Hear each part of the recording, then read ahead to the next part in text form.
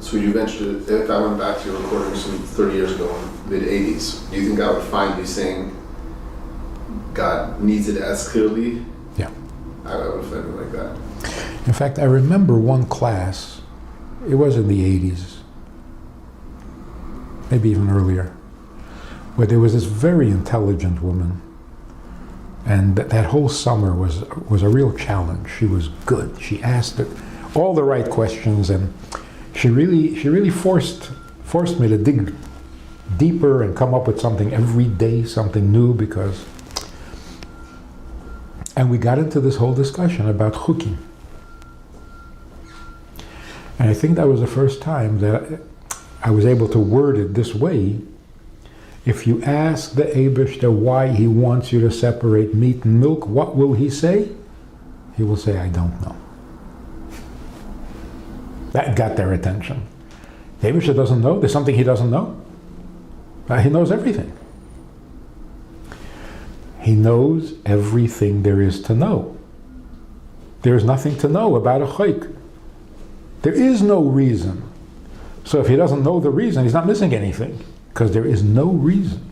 That's him. And of course, Chassidus says that all mitzvahs are chukim. Zeis chukas ha-Torah, the whole Torah is chukim. So it all circles around this one concept of. Are you surprised by the pushback? Very. Why would anybody be interested in proving that they're not necessary? Why would anybody do that? Wasn't there negeya to prove and convince yourself that what you do is not negeya? Why would you do that? I mean, even if you had no chassidus telling you that, you would want it. But if you don't want it, what is that? So what? I mean, everything has to have a motivation. What motivates people to argue that the Eibishter does not need it? If you have a kasha, because it sounds like in this maimer, that maimer, Rambam, that the Maisa Tachtenim don't affect him, and so on. Good, so you have a kasha, but you should ask the kasha, not be happy to know that he doesn't need you. I don't understand that.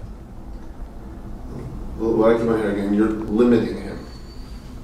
To Torah and mitzvahs. Yes. You're limiting him.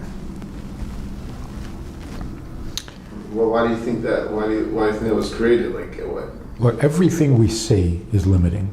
When you say he's bli gvul, you're limiting him.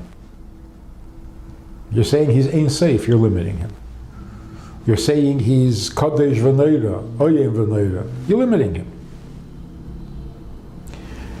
And yet we say it anyway. When you say mitzvahs are negeya and atzmos, it is the least limiting thing of all. Much less than saying he's bli gvul. Because mitzvahs themselves are him. When you say mitzvahs are bli gvul, it's also a limit. It's not true. Mitzvahs are more than bli gvul. So if you have a problem with mitzvahs because the Eibishter is bli gvul, no, the bli gvul is the problem. That's limiting. Mitzvahs are not limiting.